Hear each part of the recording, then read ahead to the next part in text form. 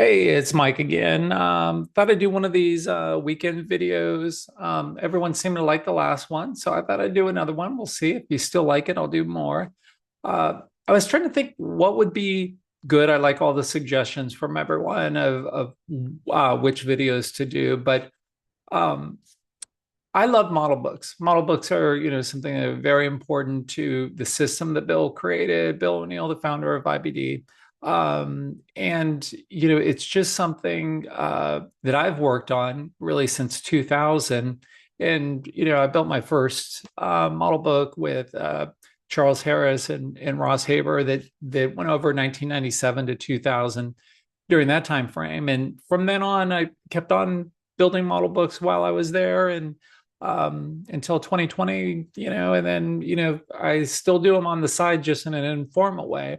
And so I just thought I'd share with everyone how to do it. Now, if you're not familiar with what a model book is, inside Bill's book, uh, which everyone, you should have read this a million times by now, in the front is these are models, all these models in the front 100 pages. And I remember when I was working on this um, with him, it was controversial because the ones before this version, what is this, the third or this fourth edition, that it didn't have those in the front, and he felt so strongly that it was so important that people understood what the models were and what they meant, which I'll get into in a little bit, that he wanted to put it at the front of the book, which is kind of crazy. But that's what I loved about Bill was he did he did crazy stuff all the time, and I tend to do the same. So all of these in there. Oh, this is my copy with his little signature.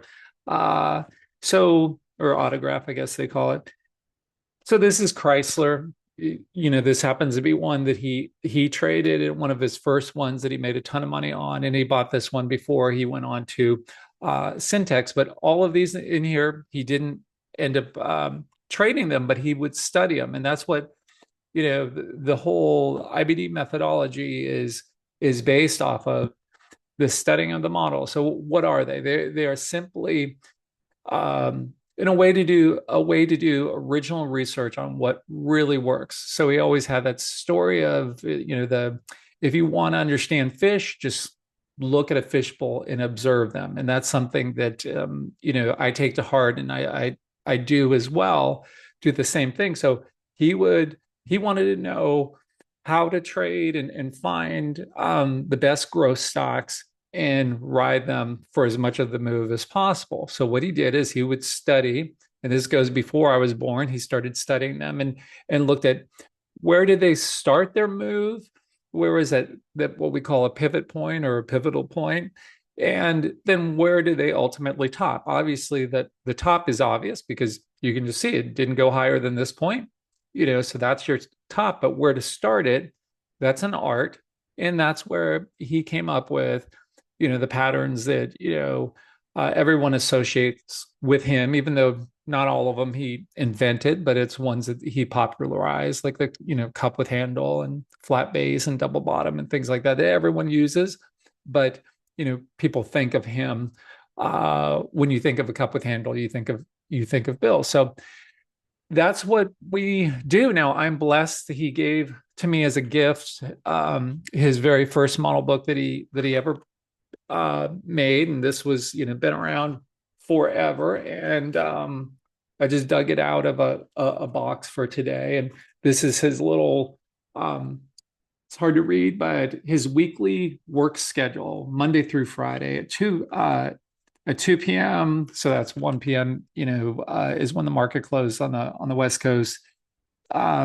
Each afternoon, I have a chart book plotted on the conference table, ready for review, so we can prepare for the next day's open, and it goes on all the way through. So I don't know if you can read that or not, but just detailed routine, and a routine is a very important part of trading. But it's not what this video is about. I'll do another video next time. But what it is, this is about models, and so this is, I don't know, can you see that? Yeah, I guess you can. Obviously, I'm doing all the camera work myself, so I don't have the fancy people at work helping me with this one. just a little downtime on after my Webby walk today, which I'm still in a good mood from. So thank you everyone for showing up.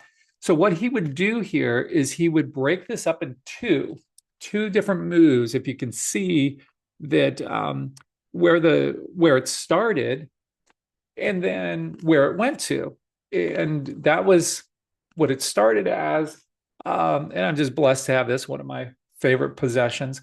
That then he would ultimately switch these model books into one page on the left of it. They were physical books, one page on the left side, what it looked like before it had its advance. And then the one on the right was after it already had its big move. So you could, that's a very important part of the concept, because the chart looks so different at the beginning of the move than at the end because of the compression. Once the stock runs up a whole bunch, the beginning part is so scrunched that it looks tight when it might not be tight, and you don't see all the nuances. So that's an important part of what we're going to be doing today. And this is probably such a big topic. This is probably going to just be the first video of a few on this topic, but we'll see if I can get through everything. Hell, we'll just do it. We'll kind of as one and done, but we'll see how it flows. Now, ultimately, and hopefully people can see this, I'm bringing this in. This is something I grabbed off the web. It was from a series that Bill put in IBD in the print edition. And he worked with Justin Nielsen on this, and they did a whole bunch of these models, and he marked them up, and he would mark them up the way, and you can just Google and find these, and they might be on our website somewhere. I just didn't see them when I looked, but I'm sure they're there somewhere. That he would mark them up in the ideal way that he would have wanted to trade them. And that's how he marked up his own personal model books. And for years, or at least a decade or so, I had all of his personal copies of them. We shared an office together for a while, and then I kind of held on to them. And I'd spend about a half an hour or so a day with my magnifying glass reading all of his notes on it and just absorbing it. And he had beautiful handwriting, and just see how he would mark them up. Now, what was unique about how he did it versus how I like to do it is he would mark them up with how he would have wanted to trade it, with hindsight and kind of perfect hindsight. And, as just trying to practice that perfect way of trading. Now, I don't like doing it that way. My way is being, and I don't mean this in a bad way, more intellectually honest with myself of like, where would I have messed up along the way? And, and when I mark them up, I'll just say, okay, I would have bought it here, would have been shaken out here, bought it here, shaken out here. But the way he would do it is, pretty much they're always perfect buys. You're buying it here, you're buying it here, you're buying it here, you're ultimately selling it all up there. Again, that's not how he traded, but that's how he studies. And lots of times when people would look at these, they go, wow, like, man, he nailed it exactly right. But this wasn't just how we did it for other people. This is how he did it for his personal model books that no one was ever going to see. I was just blessed, to have them and get to study. And so that's one way of doing it. And then I just have my own way. So you can blend the two. You can do one, you can mark some up that are perfect, and you can mark other ones up in the bill style and see what works best for you. But anyways, it's a way of being objective and looking at the very beginning of a move and what characteristics did the stock have, both fundamentally and technically, at the time that it started its move, really its inflection point, or as we would call it, a pivot point. And then what does it do along the way? And how does that character change? And then ultimately, how did it top? And your goal is to try to find rules along the way to, one, get you in, keep you in, and then ultimately selling it. And each one is a study in itself, like how to get into it, how to hold it, which is the hardest part. How to get into it is the easiest. How to hold it is the hardest part. How to ultimately throw in the towel is difficult as well. So those are the three things that you're going to want to do. And of course, managing the position along the way of, when you're holding it, you're not just holding it your full position the whole time. You're going to have to sell some as the stock comes in, or maybe sell some offensively and buy some more later when it sets back up.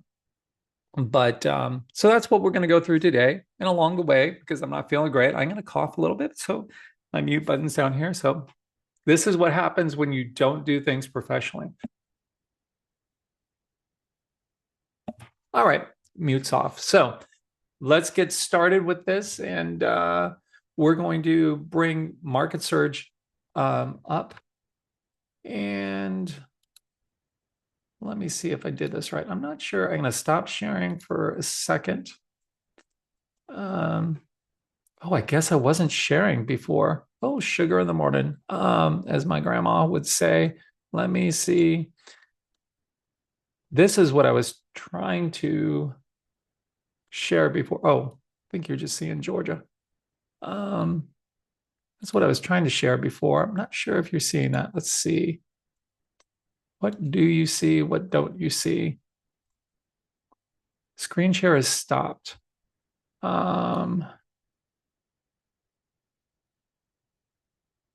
going to try.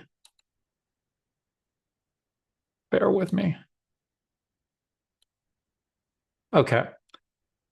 Hopefully you can see Market Surge now. I'm going to see for a second. Well, anyways, the thing I was talking about before that I thought I was sharing, I don't think I was sharing. It was a Yahoo chart that I accidentally closed. Again, this is why I don't do these things on my own. Any professional video folks were probably laughing at me. I laugh at me too. Well, no, I wouldn't because I'm nice. But anyways, let us start our search. So the first thing you need to do is search for stocks that have had a big move. So I'm going to start from the very, very beginning. So if you are in, let me just pull up a stock, a random stock, and I'm going to go into Market Surge and go over to the left, and I'm going to start a new screen. Well, I already created one here, model book search, but it's blank right now. And we want to, first thing you want to do is just exclude ETFs because we're searching for individual stocks right now. So we're going to go into the general criteria. We're going to say no closed-end funds and no ETFs. So now you can see up here, we went from 10,000 stocks down to 6,000 stocks. Now we're searching for stocks that have had big moves. So you want to have at least a price that is relatively high. So let's just say at least that it's currently at least $30. That brings us down to 1,800 stocks. And then we want to make sure that we have some liquidity in there. So I like to go down to use dollar volume, not share volume. And I'm going to put this at $25 million, meaning it trades on average $25 million a day. So that brings us down, you can see here, to 1,200 stocks. Now we want to see ones that had big moves. So what you can do is go up here to price change for the last 12 months. And let's put that at, let's say 50%. Let's see how many we get. 289. That's not too bad. So we're going to just start there. We're going to have to add some more criteria on here. But we'll just start roughly. We want to study ones that had a big move. So we're going to view the results. I'm going to blow this up. I've got a bunch of different items in here, but we're going to focus on what was up the most. So over the last 12 months, this WGS was up almost 1,800% right there.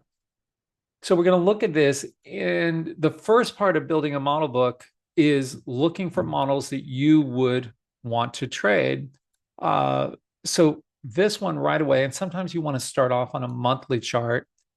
And I don't want to study V-shaped recovery stocks where this one was trading at $700, went down to $1, and then came back up. And that's why it's at the top of the list, because it was a single digit stock that had a big move. That's not how I like to play. Now, if that's how you like to play, then you should study this one. I'm not going to want, this is not what I'd like.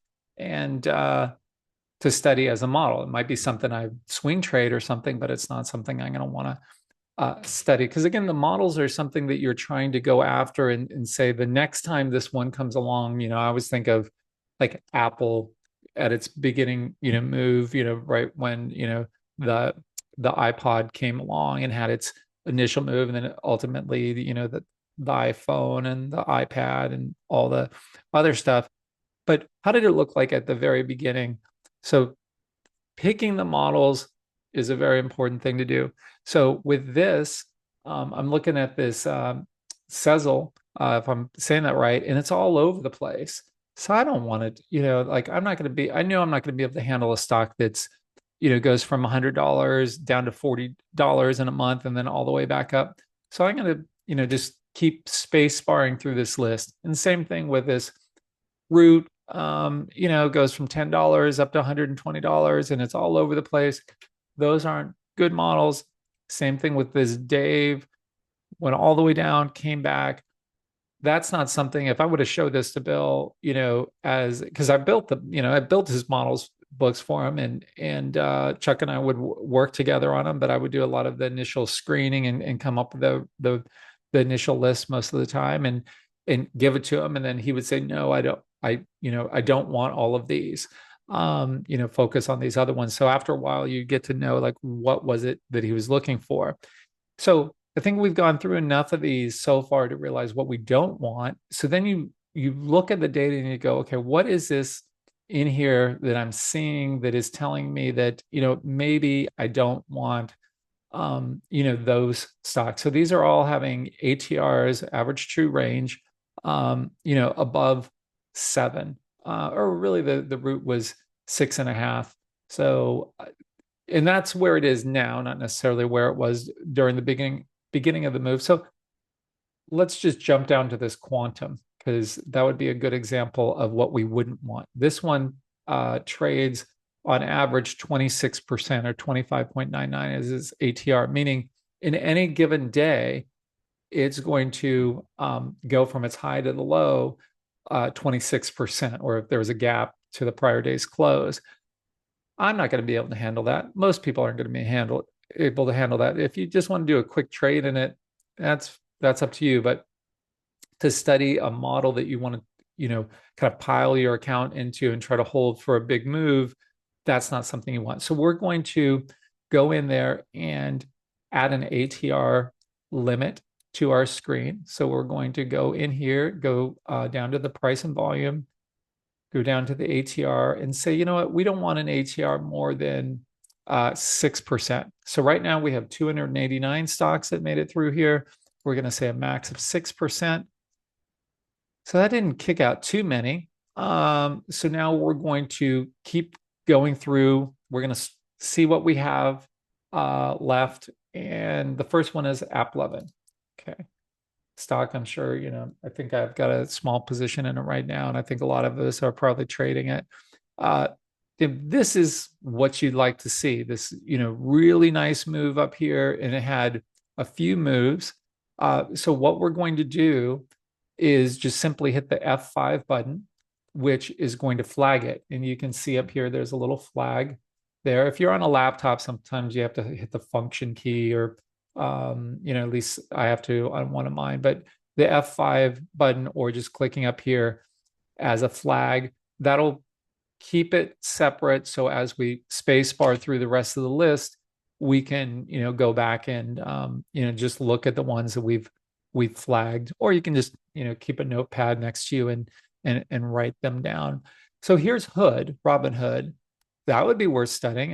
It had this double bottom down here, a little cup, moved up. So we're going to go ahead and flag this one. You can see the little flag came up there. Go to the next one, Palantir. I've got a position in this one, big move. We're going to go ahead and flag that one as well. Little flag up there. And VST, I've got a position in this one too. This is certainly kind of a classic one to study this from a technical standpoint. So you'd want to start it down here in 23 we're going to flag it, but I can tell you that I couldn't give this to Bill, if we were building a model book for him, because the earnings, which you can see with the earnings line here being flat, or you can see over here in the annual numbers being very sporadic, even though it had a big move, he was very opposed to studying those because the concept was he wouldn't end up wanting to trade those because he wouldn't have the confidence in them based on all the models that he had built over the years. And so that's how he would operate. I don't operate that way. I'm going to look at it because it had a big move. It was kind of a story stock, and the whole this new space, the whole AI space, and so I want to study this one because if I come across the next VST down here at $26, I want to know about it. And kind of to illustrate that point, I remember when I was working on the model book from the 2000, I think it must have been the 2007 time frame. Let me go to it was the CF. Yeah, so it was during this move from, this is a monthly chart from, went here in 06 up to 08 and had this monster move. So let me just go back to 2008. We're going to do a change date and look at this powerful move. And it came out of this cup with handle and had this enormous run up there. And Charles and I put it in the model book for him to study, and he was very upset because we spent the two of us would spend an enormous amount of time deciding, should the pivot be here, should it be here, going back and forth and looking at the daily, looking at the price, the volume, and all sorts of things like that. And we wouldn't start it over here because in 06, we would have said, okay, if you would have bought it out of this cup with handle, let me blow this up a little bit. Oops, a little too much. If you would have bought it here in January of 06, you would have been shaken out for sure. You would have been underwater over here. So there's no point in studying that. You really want to study it from the inflection point that you would have made a lot of money in and not been tested. So our decision was either to start it here or start it here. And the two of us would go back and forth. And so we gave it to him, forget which one we picked. Let's just say we picked this one. And he was very upset because he said, the earnings didn't come in. The earnings were still going down at that point. The earnings didn't come in until somewhere around in here, just like midway, not there because you could say that's a high type flag, but let's just say it was this week. I'm not sure when it was, but it was just sticking straight up in the air, and that's where he said we needed to start it from. So that's not right or wrong. That was his way.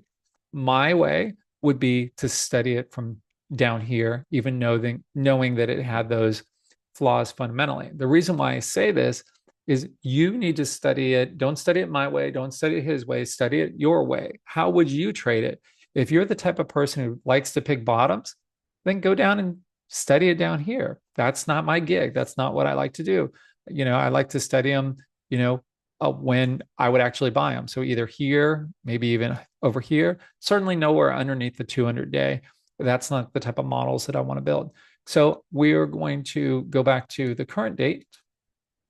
And let's go to our next stock. Let's see, where were we? Go back to our list. We were at VST. So we're going to go down to GGAL, get rid of that. So this one is tricky, because you want to look at it and say, okay, realistically, I'm going to do this best fit thing that I hate, but just so we can see the whole chart. So with this one, you want to think, okay, where did the inflection point happen? It happened right here, December 30th of 22. But realistically, is this a model that you want to study first that had overhead resistance, which was all this area over here that would have to work itself through besides this gap down over there?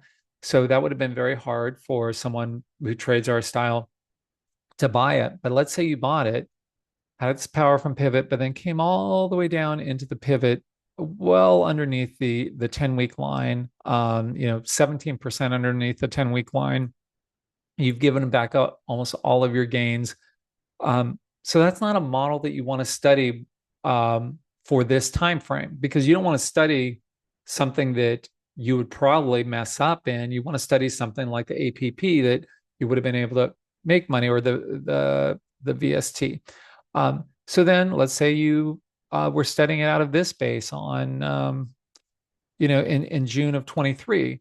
Well, again, power from pivot, but it comes collapsing in on you and goes all the way down to the next base. So you don't want to study that one. Then you go over to this one and just say, okay, January 19th of 24, that would be a good place to start it. It would be debatable whether it started that week or the next week. But again, it runs up and then falls apart all the way, undercuts your 40-week line, which is like your 200-day. So again, this is not something that we're going to, our style, that we're going to be able to do in a graceful way. So it's not something I want to put in the models. Now, there might be a separate a subset of models that you want to study, that where you would look focus on swing trading these, but that's not what we're talking about today. We're talking about classic models from a position trading, trying to make, go for the home run type of thing. So we're skipping that one. Okay, this is beautiful. He would have loved this one. This is great because it's CLS, and it's this kind of steady move. Ultimately, we would have picked this pivot here, and it would have been debatable whether we would have topped it there or kept it going. That's maybe a video for another day of where to top it. Generally speaking, if something doesn't hit a new high for 52 weeks, that's a rule that Chuck and I came up with to top a stock, or if it came off more than 40% from its highs, that's where we would stop, top out a stock and break it into multiple moves. That wasn't necessarily a Bill rule. That was how we would do it when we were building model books for him. So now the question becomes, do you want to study it from here or from here? Because there you've got this like really nice cup with handle. You can maybe call it a saucer. You debate whether you want to start the base over there, you want to start the base here. It's an art. But again, you buy it here, power from pivot, meaning it went up more than 20% within 3 weeks. But then it comes and it goes underneath your 10-week line, underneath your 40-week line, your black line. So no, I don't want to study it there. I'm going to study it here. So boom, it's as simple as that. Now, to make it as simple as that, it took me a couple decades of building these to look at a chart and be able to say, this is exactly where I want to study it from here to here. So this would certainly be one we want to flag. So again, I just hit the F5 and I put it in there. We'll just go one or two more so you guys get a sense. So this one is, oops, I still have the silly best fit on there. So this one is all over the place. You look at things like this week here, where it's down 20% in 1 week, and then it has a sloppy base. Not something I might want to trade.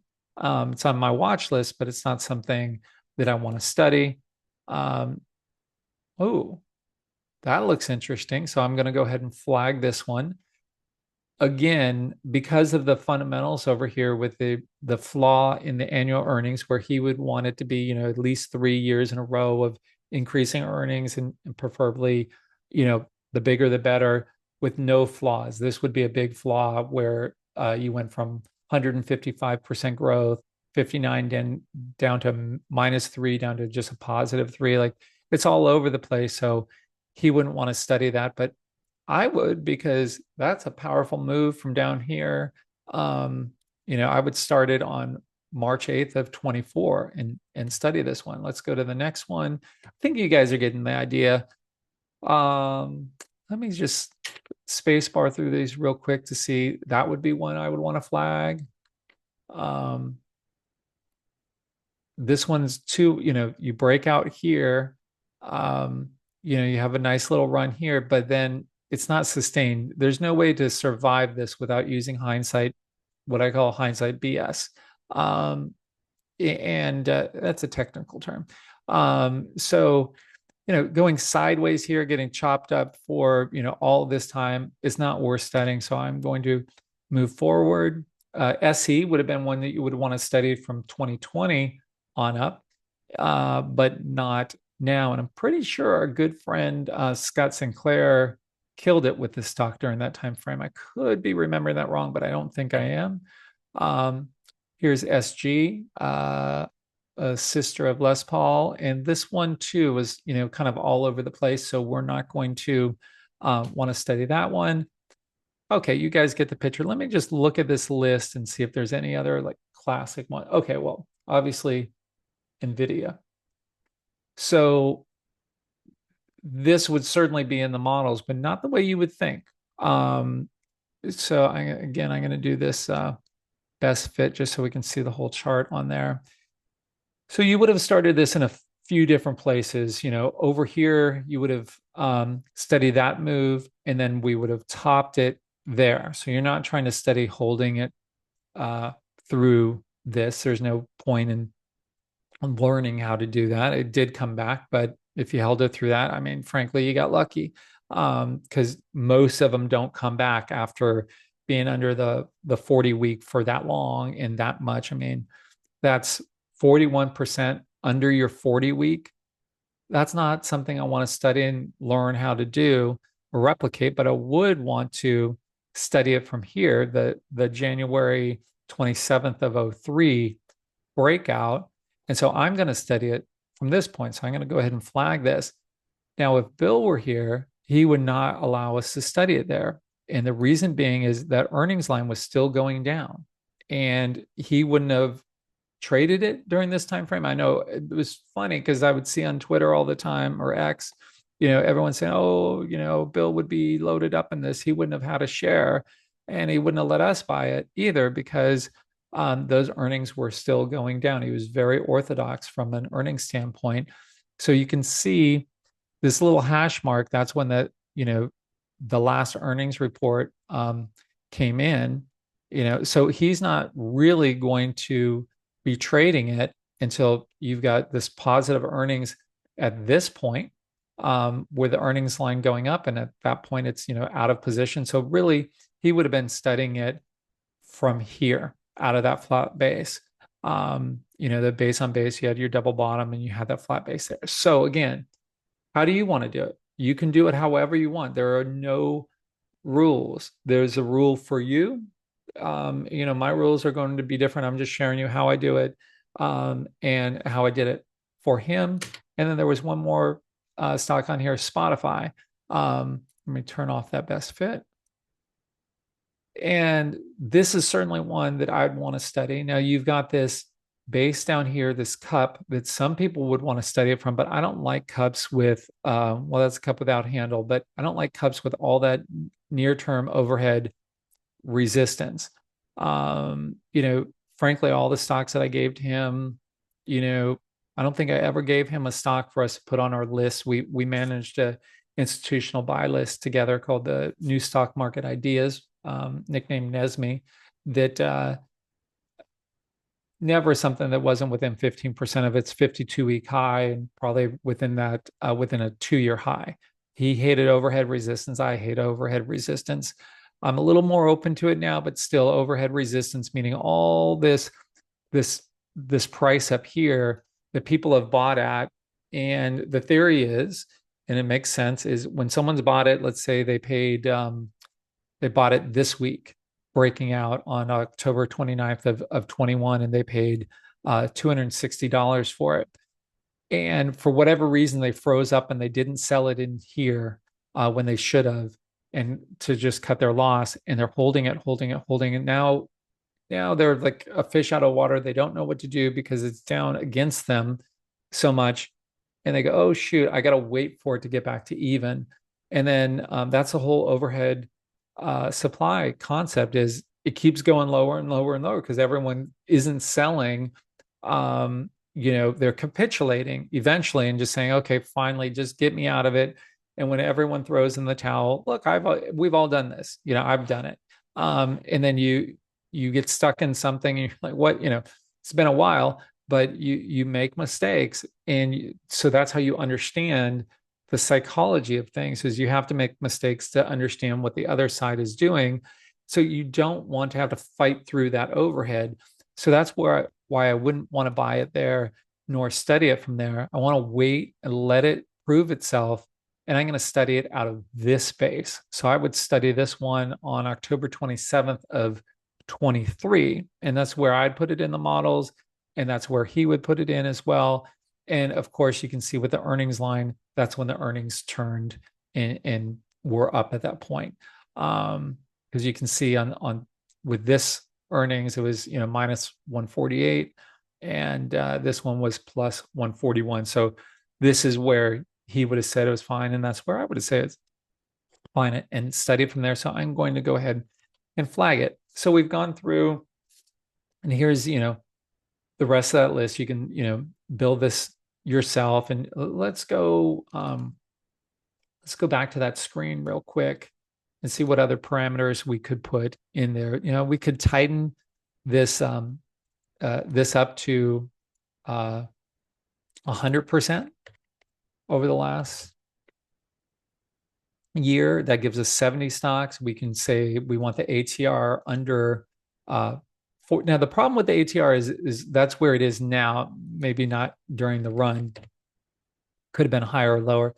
Let's put that down to 5 right there. Okay, so now we have 59 stocks. And just to make it where maybe the stock is a little bit more quality, we are going to go in and say, you know what, we want an EPS rating of at least 80, which is actually, frankly, kind of low. So now we look at that list and it's gone down to only 38 names. And see if anything jumps out as here. Let's say, on. Let's go down to on. So the earnings are all over the place on this one, but it's had kind of a stair stepper type of move. So we're not going to do that one. Well, let's pick another one in here. We might want to study. Let's see. Oh, Broadcom. All right, let's blow this up. So this has had a monster move. Okay, so the earnings are there on the annual basis, quarterly basis. Good enough to study. Nice steady earnings line, and we've got a clean breakout out of this cup with handle. And you can almost, yeah, that is a flat base there. A cup without handle is how it's picking it up, but it's really a big cup with handle, not necessarily a flat base next to it. So I'm going to go ahead and want to study that from 519.23 because immediately you get this gain in there. Then it goes sideways. That's fine because that's the reality of how the market works. It doesn't make it easy for you. So we're going to go ahead and flag this one. So we've gone through. Now, imagine you've gone through this, and when we were doing it for Bill, I mean, I would spend weeks on this. I would screen through every which way and come up with, literally like this many charts for him, and then we would whittle it down from there to maybe this many charts that we would actually study at any given point. So let's look at our flagged list, which I have over here. Here are my flags. So we've got just sort of by alpha, AppLovin. We're just going to go through one example here. So let's just play through this one more time to see which one would be the most interesting to talk about.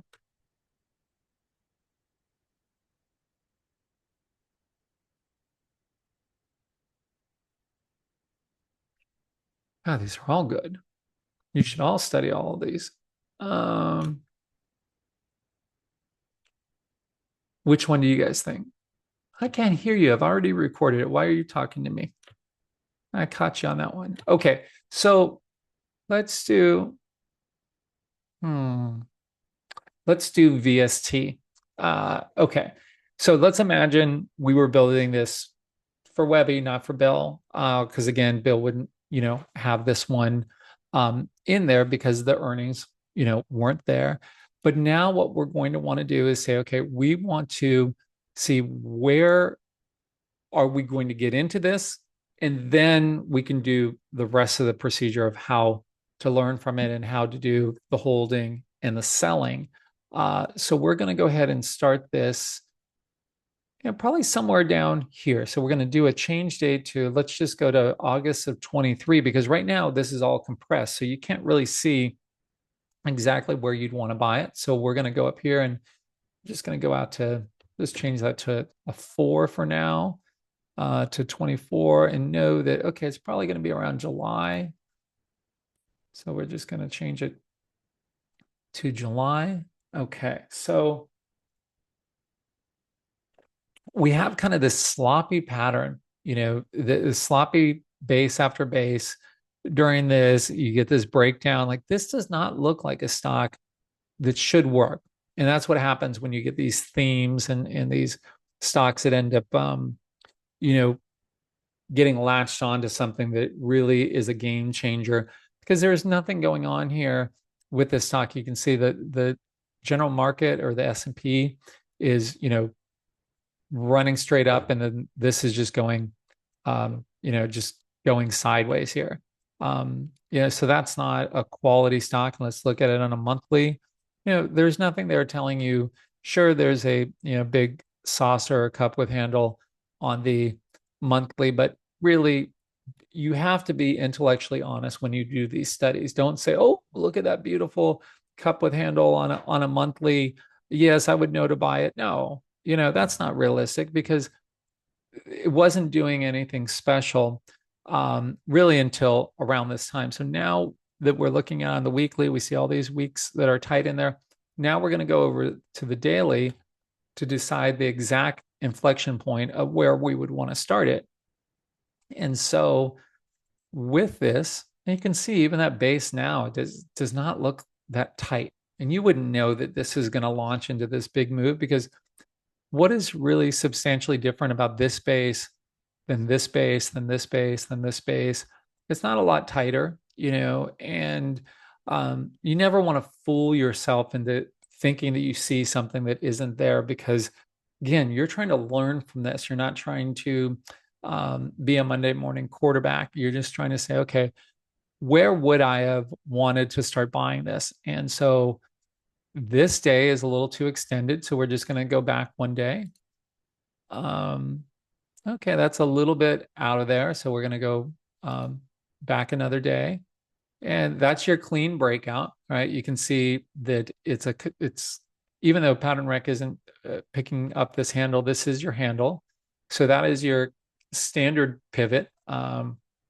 So if you were to, let me just refresh this. If you were to say, okay, there's your cup with handle, that's your standard pivot, right as it's going through the high of that. So 2707 is your standard, but you could do a declining tops line within the handle and say, you know what, you could buy it a little bit early, really on that gap up, or not on the gap up, right as it moves above that at the low of that day. You could do that. Another way you can draw this, doesn't really work on this one, but you can draw this line across there from the left side of the cup through. And so you've got, multiple points on there. It would have been nice if there would have been an upside reversal on this day when it got supported at the 21 day, but it, didn't happen. But you had this clue the day before, up 2.5%, going right up against that declining tops line. Oops. Refresh that, just, going through there. So that would have been not what I typically call a setup day, because a setup day, I like them when they're tight spreads, but that's a day where your expectation is the following day for this to happen. And let's just go back to, we'll get off of my birth date, and we'll go the day before my birth date and say, oh, well, now it's showing up as a cup with handle. So on this one, that's a little bug, that on this day here, if you were screening through, your expectations would be that this is going to break out the next day. And that's fair. That's not using hindsight. That's if you know how to read charts, which I'm sure all of you do, and you can zoom out, you can zoom in, you can look at it all sorts of different ways, and you should look at what the weekly is at that point. Well, it's showing the end of the week and it already broke out, so let's just go the week before. You know, that's tight in there, some tight action, many weeks in a row, 4 weeks in a row that are tight, and then another 3 weeks in a row. So you've got seven, total in there. So that's very constructive. But your RS line isn't giving you any clues. Now let's go out to the breakout week. And at that point, your RS line is poking up. So this is where you're going to mark it. And what I would suggest doing is doing a screen grab. And you could just use your snippet tool here. And sure if you guys can see this or not. You just take the snippet drawing tool, and then you can just go up and save it. So at this point, that is where your starting point is. Now we want to go out to the top. So you want to know where your starting point is and then where your top is. So now what we're going to do is go to reset it to today and look at it. And we're going to have to turn this best fit on for a second so we can see the whole thing. So we were starting it down here and no major sell signals in here. And then, this base is 38% deep. So as I said before, Charles and I, when we were doing this, we came up with that rule of 40% or more off your highs, and we would have topped it, saying that it would have topped here because we thought realistically, none of us in-house, none of the PMs at O'Neill would be able to handle 40% off the highs. Now, Bill did that back in the day when he was trading pick and save and price company, and he held those for an extended period of time. But he morphed after that. And I think those changed him and changed the way he traded.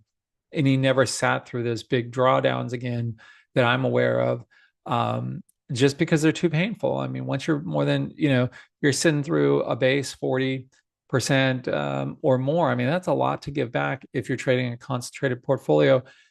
So you don't want to study that. So I think it's debatable whether you'd even really want to study something that came down that far. Kind of a line in the sand would be the 200-day. A close underneath the 200-day or your 40-week, which is your black line, and you're probably going to be out of that stock. So why study it? But anyways, or why study that part of it? So we're either going to top it here or say it's an ongoing base. And there's not a right or a wrong really with this. It's what is your style. Now, ultimately, you'd love to be able to say, oh, I'm going to sell it at the high on this day on 531.24. And this is where people, and he would have marked it that way, just some rule to sell it up there. And again, that's his way of doing these. It's not wrong. It was just his way. It was right for him because he would be looking for clues on how could he have sold it on that top day.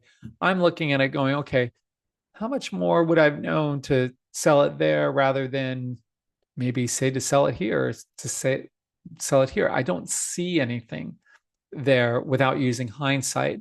Now you can go out a week and see, okay, well, it's just coming into your 10-week line. There's not really a clear, sell the whole position there. It is breaking some of my own rules, which the quicksand, anyone who's watched my quicksand or quicksand Grateful Dead selling rules, and maybe I'll just post that down below, hoping this video even turns out. I don't even know if it's really recording. Did I hit record? God, this is where I need help. Man, I'm telling you right now, if if I didn't hit record, I'm just not doing this. Anyways, with this, this would be the quick and the quick part of that where you'd be selling some, and then that would not be your quicksand yet. That would be your quicksand because the RS line broke through your 8-week moving average, something I developed. And then, so you're selling some here. And then now that it went lower, you're selling some more. And let's just go out to another week. So you're fine there. RS line is going back up. Now, okay, let me go back 1 week. So this is a selling rule that I came up with. This is my Grateful Dead sell signal. Frankly, I decided to come up with goofy names for my things because who else is going to call something a Grateful Dead sell signal? And but me, because it's kind of silly. But anyways, so at this point, your RS line goes through your 21-week moving average, and so that would be my sign that I'm going to sell the entire thing. Whatever I'm still holding, I'm going to sell, and that's a black and white rule. That if this was in a black box algo, it would have sold the last bit. So again, it would have sold some here on this week on June 7th, and would have sold more over here, debatable 621 or 628, one of those 2 weeks, because the RS line dipped below its original low that it set here. And then once it crosses this line, I'm selling the entire thing. Like, this came out of a huge, long study I did that took me years. I developed these moving averages and put them in Wanda, which was Wanda's institutional product, similar to Market Surge, maybe 20 years ago. And then recently they decided to put them in to Market Surge, which I'm grateful for. Let's go to the current just so you can visualize where it is now. So ultimately, that was here that you would have sold on my birthday week. And then over here, I'm waiting. Once those trigger, I'm waiting to buy it again until that RS line is back through both of those moving averages. So the first time I would have considered buying it would have been the week of September 13th of 24. Doesn't mean I would buy it there. And frankly, I probably wouldn't buy it until this next week on the 20th. In what we're doing here, and I guess I'm going to have to do multiple videos on this because there's so much. I'm trying to make this short, and it's not short, but I have so much more to say about this stuff. So we'll probably have to break this up into a few so I can kind of get through everything. But this is then where I'd want to study it again. So kind of a recap, we would start it here, start studying it down there. Then we would say that we're going to top it this week. That doesn't mean you sell it on that week. It's saying, okay, that was your top, because at this point on it, oops, the week before that, really, on that week, we would be selling the full position. So we just want to study it from here to here. And then we're going to restart it from here to here as a second move. And we did that a lot with our model books, model stocks. Some people call them true market leaders, TMLs. I don't like that terminology. It's just I'm too old school. But whatever floats your boat. So with this one, you did break it up into two different ones. Like some of them that had multiple ones. Apple had multiple ones. In the book, Hansen, which was turned into Monster Beverage, had multiple ones. Amazon had multiple ones. Did I say Netflix? Netflix had multiple moves in there. And you know what? I'll just pick up one of those. Like, let's do ISRG. I do have a position in this currently, but let's go to the monthly. So if you go to the monthly, and let's unzoom. So from here in 03 up to here would have been one move. And then you see how it's dead money for all this time. So we would have topped it there. Then we would have had a move there. This is a little bit too small of a move to really study, but for a classic model book type of move, but that would have been fine still to just study for yourself. But then from here to here, that would have been a move. So not all of them have things like that. Let's go to Amazon. This one back in 96, you would study it over here for this move. That was one part of its life cycle. And then I remember trading this with Bill during this time. We were both had positions in it, but not for that whole run. But yeah, you could certainly study that. But really, this is a different type of animal, studying it from here up to here. It's completely different than the move over here. And they're both worth studying. but there are different parts of their life cycle. Over here in the 97, 98 time frame, that's early in its life cycle and its advanced rapid phase. This is more of a recovery type of phase after, the bubble burst in the 2000, 2003 time frame. And then this was a more mature stock uh, during this run. And so each one are worth studying, but they're totally different. So now let's go back to what was the stock we were on? VST, right? All right. So let's go to the weekly again. And we're going to focus in on this move from here to here. So the first thing you do is we're going to go out just a few weeks from the breakout. So July 21st of 23.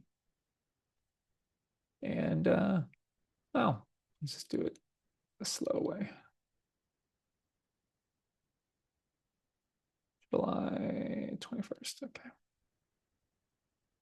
Oh, that best fit chunk on. Okay. So now we've got this tight areas in here. Let's go to the daily. We already talked about where we would be breaking out. We would have in a pilot position here and then some more here. And what you should do at home is, if you're going to be hardcore about it, is to play through this one day at a time and just go, okay, now what would you do with this? What observations do you have? So let's go back to the earliest you would buy it. Okay. You're not buying it this day. If you're saying you're buying it this way, you stop doing what you're doing, look yourself in the mirror, tell yourself you're full of it. You're not buying it there. So you want to be intellectually honest and say, okay, you could be buying it there. I'd be buying it there. That's like we talked about the setup day, but you're not buying a big position. Now it breaks out, you are buying, a decent position, but because of the history, you're not buying much, but you're looking and saying, okay, where would your stop be? The question is always, where are you going to trim? Where are you going to throw in the towel? And where are you going to add? And if you do this every bar through the move, you're going to learn so much about yourself. So on this day, we'll go back one day and just go, okay, at this early stage, since it's a setup day, really, if it came in here, so it gave up more than half of its gain on that day, I'm going to go ahead and sell it, because I just know myself and I don't want to wait until it's all the way down here on that day because it hasn't truly broken out yet. So that's where mine is. Now, you might say, hey, I'm going to wait until the low of the handle. There's not a right or a wrong answer. You might say you're going to give it, whenever you buy a stock, you're going to give it 7%, or you're going to give it one ATR or two ATRs or whatever. Have a rule and have a notepad, next to yourself.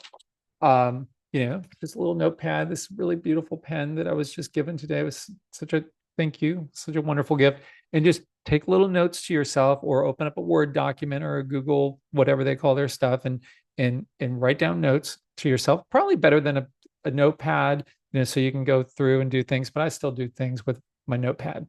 Now we're going to go one more day out. Now, this is your classic breakout. So at this point, I know that my breakout rules that I came up with back when I did the IBD's IPO home study, and I did a lot of work on how to sell the IPOs, but then I did that, brought that into my normal trading as well. As I call this day one, your true breakout day one, and the day before that is day zero. So if it goes underneath the low of day one, your pivot day, I'm going to be selling some. And if it goes underneath your day zero, because at this point you can give it that extra room for a portion of it, I'm going to sell some there. But if I'm down more than my max, let's say 7 or 8%, I'm going to sell the whole thing regardless of where it is within that. So that's my rule. Doesn't mean it has to be your rule. You can come up with something better. Please do. Now we're going to go out another day. It's doing nothing wrong. You don't have to sell anything. Don't have to add. Now, this is a question. How do you like to trade? I know myself, I'm going to be adding at this point because now this is the most powerful it's been. Let's go over to the weekly. This has been just a dog for a while. Now you can see this change of character where it's poked its head up. And let's see if we can see it on the monthly. Now with this context, that monthly looks good. Now, remember at the beginning, I said, oh, you don't want to say, oh, it's a cup with handle and look at that RS line, it's terrible, and say it's beautiful, but it's giving more conviction because it's doing something. So now we'll go forward another day, and holding in tight is doing exactly what you'd want it to. So going back to this day, I think what I meant to say is I would have been adding to it this day. So I like to add on strength. I always average up. I don't average down. And so I would want to add. Now, my problem is, and it's been a consistent problem throughout my career, is I want to add too much too quickly. So I need to find rules to tone myself down. So let's say I had a 7.5%. Let's say on this day, I had a 2.5% position on the 18th, which is probably what I would do. This next day, I would have made it a 7.5% position because that was a standard breakout. Now at this point, yeah, I know that's reverse pyramiding, but that's a topic for another day. On this day, because it's proving itself, I'm going to want to make that a 15% position. So I started off with a 2.5. Now I'm up at 15. That can get me into trouble. So I'm like writing notes to myself. I'm saying, okay, how can I tone that down? Maybe for me, a 12.5% position would make more sense. So these are the types of things you're doing through these model studies, and they take a long time. I mean, a long time to do this right. Now we go out another day, nothing to write about there. Nothing right. Mini downside reversal. What's your expectation at this point is for it to come in a little bit. Let's see what happens. Doesn't come in. It's just going sideways, chopping along. Okay, now it's coming in a bit, but it's not abnormal yet, and I frankly don't remember what this ended up doing. So I'm being intellectually honest with myself, saying, okay, what would I do at this point? I would say, okay, I'm expecting it to come into the pivot area. I'm expecting it to come in down there. Now, the problem that I have with getting too big too quickly is that might force me into selling some because I've run my average cost up by reverse pyramiding. If I would have done a normal pyramid with a bigger position down here and adding smaller along the way, that's where it would have benefited me. But that's not my style. Again, a video for another day. So we're going to go forward, see what ends up happening. Oh, we got lucky. It just bounced up. That is not normal. Now you've got an upside reversal. So you shook out a little bit, closing your upper half. So if I had sold any in here, which I probably would have trimmed some, that I would be buying that back. And when I buy something back, I like to buy it back plus more. So let's say I sold up, we'll just keep it easy. Say I sold 100 shares. On this day, I'd want to buy back 110 shares, buy a little bit more. That's something that Bill taught me, that when you get shaken out of something, and if you're going to buy it back, put yourself in an aggressive offensive stance rather than defense. You don't want to sell 100 shares and buy 20 shares back, because then if it goes up and works, you're going to think, hey, that sell that I did, next time it does that, I'm not going to sell anything because look what ended up happening. So the more you think through that, the more powerful that is. So again, if you get shaken out of a position and it's right to buy it back, if you're going to buy it back plus maybe 5, 10%. Now, that's a little odd because you would have expected a bigger move higher. That's what you would have expected that day. So now at that point, I'm adding some on this day, making it even bigger because it's paused. It formed this little shelf, and now it's broken out. So these are the types of notes. Now we're not going to go through this bar by bar, although I know what you're thinking, is he really going to do this? I'm going to be here all year. No. But this is what you want to do. And then also you want to switch over to the weekly and do this and see what you can learn from on here. We're just going bar by bar, seeing, okay, where is it interesting? This is your 3 weeks tight area. Um, so we're going to go over to it on a daily and see where would you have wanted to buy it during this time frame. So there, you know that it advanced up, but you've got to put on that intellectual honesty hat. Let's go back a couple days and picture in your mind on this day, this is a setup day. Your expectation is for what happened to happen. But frankly, you would have thought it was going to do that on that day too. So you need to be honest with yourself and saying, okay, on this day, let's just go back to it. Um, I would have been adding on that day. And so this is the rules that you want to have is say, okay, how much would you have wanted to add on that day? Let's say it's a 15% position. Maybe I should have made it a 16% position on that, in theory. But knowing myself, knowing this setup, I probably would have made it a 20% position. So when I go forward one day, I go, wow, now a downside reversal after that setup day, that's not what you like to see. Then I might be, backing away from some of that. So if I would have just toned myself down, and that's why I'm going through this to write rules to tone myself down, say, okay, what mechanically could I have said to myself that, what rule could I have put in there? And a rule could just simply be to not add more than X% on any given day. So maybe not add more than 5% of your position or 10% of your position on any given day. So let's say you have 100 shares, then you only add 10 shares here. That's, then when you get this downside reversal, you're thinking, no big deal. But if you did started at 100 shares, you made it 175 shares, you're kind of freaking out here, or you should be, because there's a time to be hopeful, time to be fearful. Downside reversal, you should be fearful that it's going to get worse. Now we know that it didn't. It had an inside day the next day and doing nothing wrong. Now that's another setup day. So now you're deciding, you're going to add some more. So on this day, let's say, in theory, we would have added 10% to our position, or 5 or 10%. And it didn't shake us out of that. It never even went below the low of that day. It doesn't look like, not in any material way, at least. And then on this day, it's setting that up. So then you add another 10% onto your position, meaning, if you've got a 15% position, you're, adding, what is that, 1.5% of your account onto that, making it a 16 and a half roughly. So let's just go through this. Now on this day, you've got a lot of strength. You can add more on a day like that onto a non-setup day, because now your expectation is for it to go a lot higher. And my problem would be wanting to add too much. So again, this comes up. The reason why we're doing this is to write rules to yourself. So when you're in the true battlefield, you can follow those. And so to do that, you need to know, okay, I'm adding all these times. Where is my endpoint? Where is my maximum position size? And everyone has to have a maximum position size.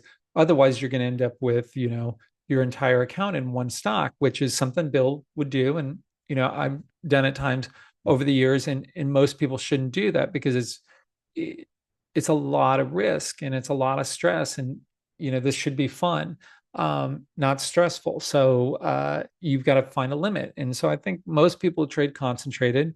Limit maybe is 25%. That's not saying you start off with a 25% position, but if you love the stock, at some point you've got to have a limit, so you're not going to add anymore. So at this point, you probably have a max position size for how much of a gain you have. You only have a 15% gain, which you can see up here from here. So, you don't want to have a 40% position in something you're only up 15%, because that thing could gap down on you, you know, 15% in a day. That happens all the time.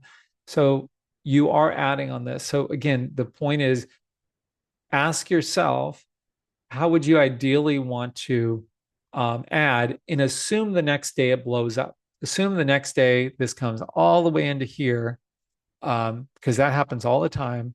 That, be honest with yourself. If anything, you gain from this video, if you're still watching it, if you haven't fallen asleep yet, um, just make sure that you're intellectually honest, because otherwise this is a terrible exercise to do. You're going to do more harm than good.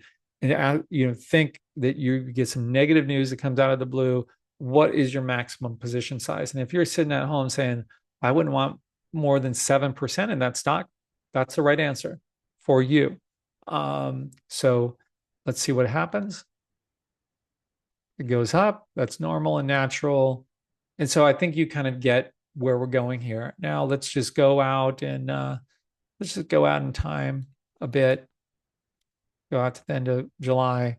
So this is where we were buying it over here, adding to it there, adding to it there. I think we added to it there.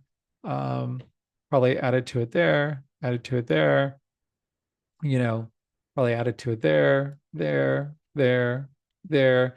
And when I was sharing an office with Bill, I got to tell you, he would be buying stocks all the time, adding to it in little increments. Like here's Bill with this huge account, and he would be calling up his trader, hey, Joan, that was his trader, buy me another 100 shares of Corning, and just little baby increments, but he was always buying on up days. I never saw him adding to a stock that was down. That was his style. That's my style too. Something's up, I'm adding to it. Something's not up, I'm not adding to it generally, unless it's like an upside reversal or something. So now the important thing is, here's a critical day. So here's November 7th. So let's go there. And this is terrible action, right? It's all over the place. So you really want to know what the news was going on that day. Like, is that a bad print? Did that really happen? Like, that looks funny because, frankly, the volume, I don't use volume because it's dirty, but the volume should have been higher if that's true action. That's just really weird. And there are bad prints and stuff that end up happening with data feeds, but this base isn't that great. Certainly, you've got little warning signs in there like this, and this is kind of sloppy versus how tight this was. But regardless, imagine you're in this and you've built up your position. It's 20-25%. What are you going to do on this day? I'm going to trim it. We just saw that it went higher, but I'm going to trim it because that's abnormal, and I don't know what to expect the next day. And if you don't know what to expect, you're going to want to reduce. And so again, that kind of goes with how much are you going to want to reduce on just one day's action? I don't know if I had a 25% position in this one and it did something like that, that wide of a spread, the widest spread I'm seeing on there. I'm going to back it way off, maybe it's only, maybe I sell half my position on that day because I'm just not sure. It looks like it's a potential breakout failure. Now, to make this even trickier, kind of like three-dimensional chess, you can do this and toggle over to the general market at the same time and see what was happening in the general market. So be honest with yourself. The market has this 3 waves down, 1 wave, 2 waves, 3 waves. It's turning and going up. And the market's up almost 1% on the day. And you're in this stock that had this funky action. You're probably wanting to take some of this capital and put it in another stock. That's me. That's what I would do, even knowing what ended up happening. Now let's see what happens the next day. Oh, even though that's down, it's not really not that bad because it's an inside day. It's really slowed down. Maybe it was just some random news. It's tightened up a little bit. Again, it's not that bad.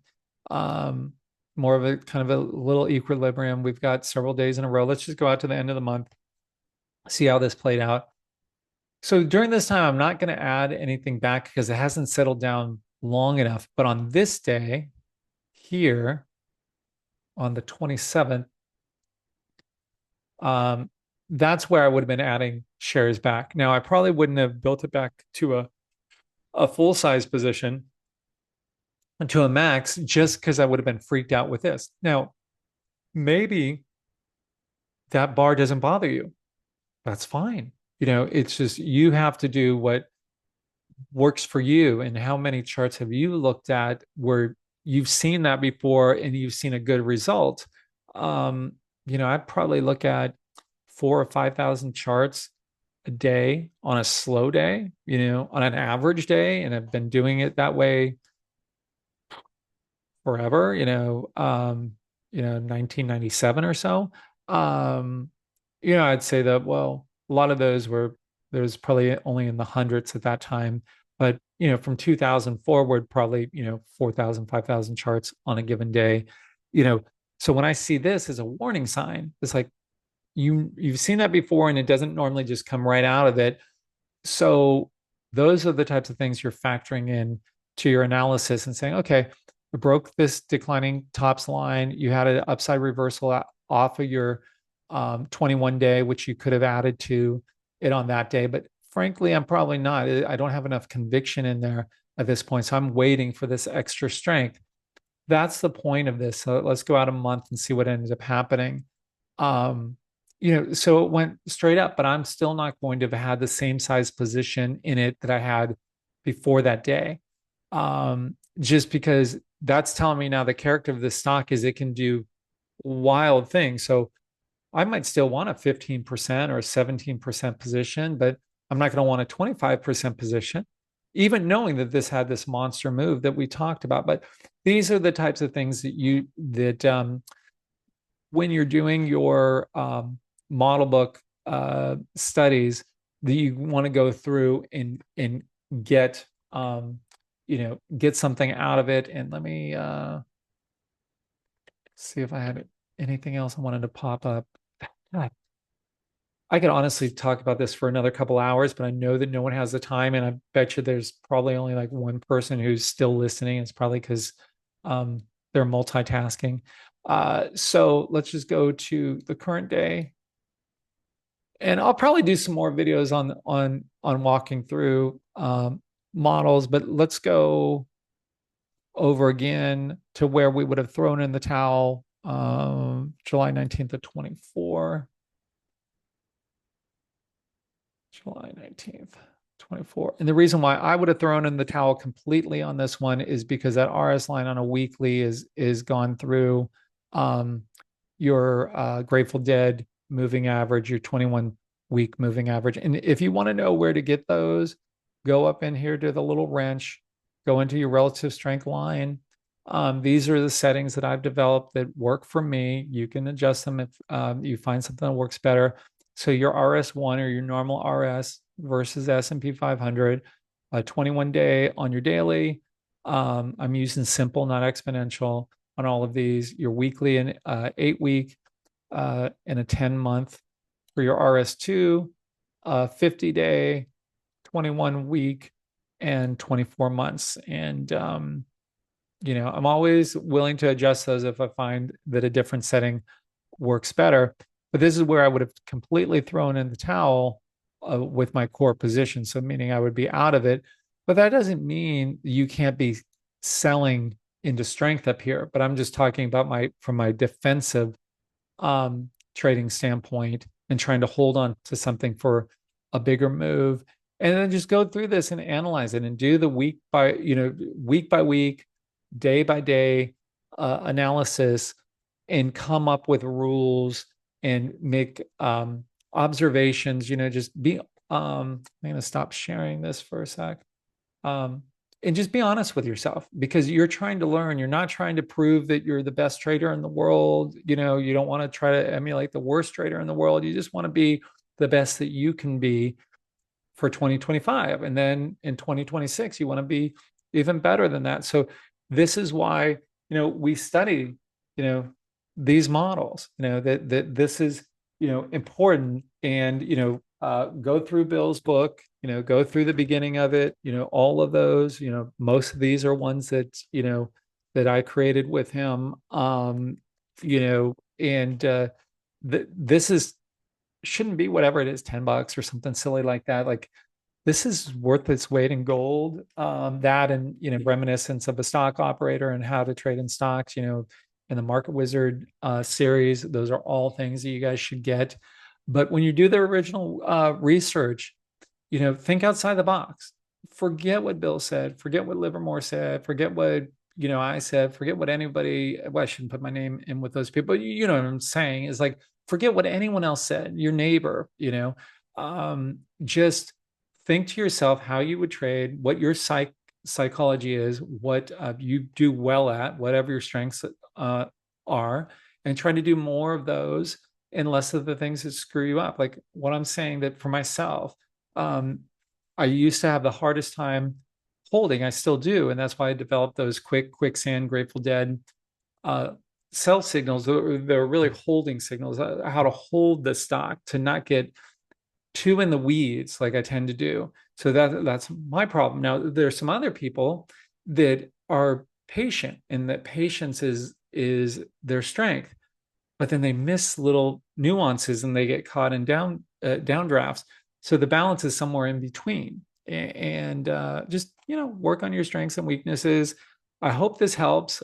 I hope this video turned out. Like I said, this is my second video doing on my own. I'm just going to do these as I have some time, and I appreciated all the nice feedback from everyone. If you have anything negative to say, keep it to yourself. I don't want to hear it, man. It really don't.